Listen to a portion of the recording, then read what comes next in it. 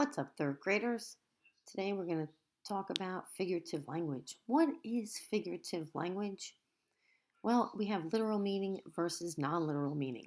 And I have a feeling after you learn what figurative language is, you're going to be thinking of examples you've heard. Some things are going to make sense to you, some crazy phrases you've heard adults say or you've read in books.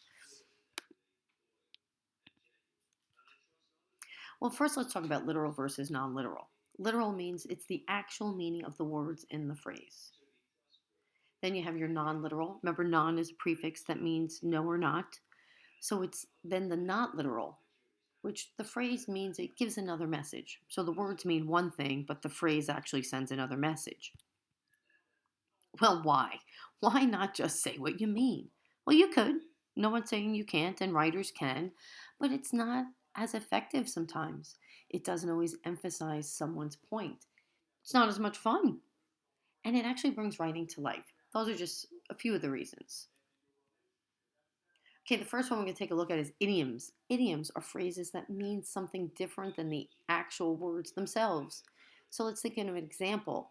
This morning, it's raining cats and dogs. Well, is it really raining animals? Well, of course not. But it conveys the message that it's raining very hard. Then we have similes. That word always makes me think of smile. All right, well, similes are a comparison of two unlike things using the words like or as. So let's look at some examples. And you'll see in these examples we have like or as. First one, he is as strong as an ox. He is being compared to the ox. They are both strong. Maria is as busy as a bee. We're comparing Maria to the bee. So remember, it's two things that are unlike in general. Okay, Maria is a human being. Bee is an insect. Then we have her smile is like a ray of sunshine. We're comparing the ray of sunshine and her smile. Let's think about now hyperbole. Say that word, hyperbole. That's a fun word to say. So, hyperbole is an obvious exaggeration. Obvious, meaning it was clear to both the person that said it, the person reading or listening to it, that this was intended. It's not to be taken literally. You don't take the words for what they really mean. It's usually to be funny. Here are some examples to think about. Bored to tears. So maybe you were doing something or watching, listening to something that made you really bored. So you might say to someone say, "How did you enjoy that movie?" "Oh, I was bored to tears." That way the person knows that you really didn't enjoy it. You did not find it exciting or funny at all. Okay, but are you actually having tears down your face? No. Complete exaggeration. Another hyperbole. Stood on line for 1,100,000 years. Well, doesn't it feel like that sometimes when you come in from recess and you're really hot? And there could be like four people ahead of you, but it feels like, a lot more and takes a lot longer. Hey, one of my favorite authors loves to use 1,100,000 years and 1,100,000 something in his writing, Mr. Dan Gutman. How many like to read his books? Well, if you do, check into one of the read alouds that go along with this lesson. Mr. Cuddy is nutty. Okay, so that's a little bit about hyperbole. Now, before I continue, boys and girls, remember that one of the joys of learning this way is that you can pause and stop this video whenever you need to.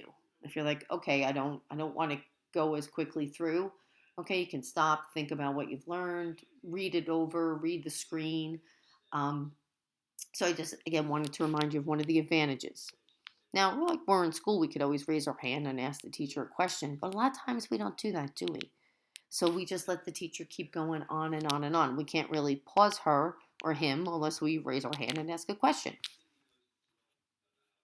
Okay, so now we're going to go into our next form of figurative language, metaphors. This is another comparison. We are taking, again, two unlike things. But in a metaphor, it just is stated. That's it. There's no comparative language per se. So it just states the subject is something else. All right, let's take a look at some examples that'll make a little bit more sense. My brother is a pig. See, we're just stating in that sentence that he is something else. My uncle is a clown.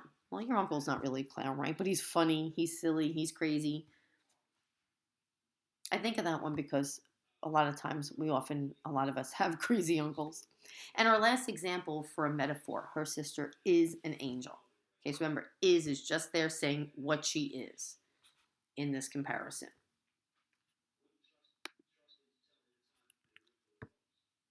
Right now, we're going to take a look at personification.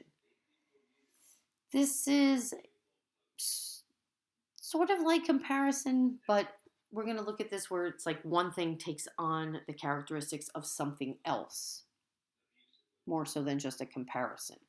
So, the first thing about personification I want you to think about is that an animal or object is given characteristics or traits only humans can have. So, think about what you possess as a human. It's often used in poetry. It helps a reader connect to the subject of the poem or sentence or passage. Here are some examples. Let's think about how personification is being used in these examples. Lightning danced across the sky. So let's think about the human thing that can be done in this sentence. Dance is what I hope you were thinking. You can dance, I can dance, all humans can dance. Whether they're good at it or not is not the question. We're capable of doing it. I love to dance. Remember, dance for yourself. Doesn't matter. Okay, so now what is dancing across the sky? Lightning is. Lightning doesn't typically dance. So that movement, when it streaks down the sky, is a dancing move. Now we have the wind howled in the night. Personification here is the howling is what an animal or human can do, right? Can you howl? Try howling right now. Ooh, ooh. I don't want to howl too loud. It'll make my dogs go crazy. All right, so the wind is what is making that noise. So the wind is being personified. And then we have Miss M heard the last piece of candy calling her name. Well, does candy really talk? No, but it talks to me all the time, telling me to come take that last piece. So now I want us to think about a little reflection and extension. First of all, if you need to, go back over it. Go through the slides that maybe you need to look a little bit more closely at the examples. And come back and do a little reflection and extending. So how would you explain figurative language to someone else? That's some of the best ways of knowing if you understand something, if you can show or explain it to someone else. If you don't want to talk to somebody about it, you can write it down. Write down what you understand or what you remember in your own words. Try being a writer. Think about examples you've read and heard. Think of your own experiences with figurative language. Try it. Write some of your own phrases and sentences. Look for examples when reading this week. Do a little research. Extend your learning. Research idioms in the Spanish culture. All other languages have figurative language.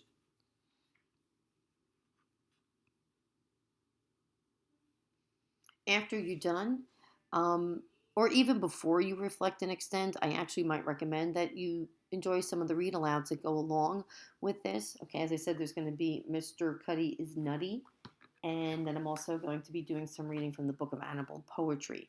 So you might want to enjoy those readings before you do your extending or even reflecting, whatever works best for you. Again, the joy of learning through our YouTube videos. All right, boys and girls, have a wonderful week. I hope you're all doing well. Miss you tons.